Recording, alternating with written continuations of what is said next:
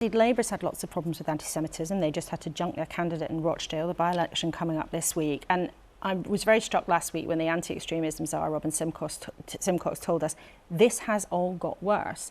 Do you think that's right? Well, it certainly got worse in terms of it being a bigger issue for both parties.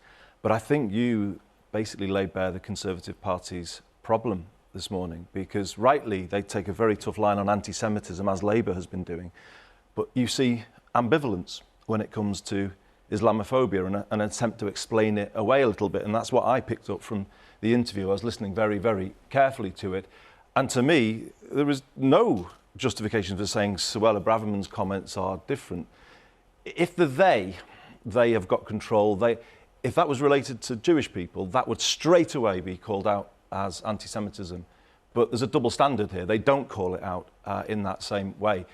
So I think this is the problem. And you talked about an uptick in slightly hateful comments from politicians. I think what's going on here is that there are people in the Conservative Party who are itching for that sort of existential debate about its future. They can't wait to get into it. And that's why Liz Truss was out at that really appalling gathering that she was at last week. And they're making ever more, they're ratcheting things up. They're making highly provocative and dangerous statements. And the problem is, Laura, they're still the government. You've got a former Prime Minister making dangerous statements. You've got extreme statements coming from a former Deputy Chairman of the party.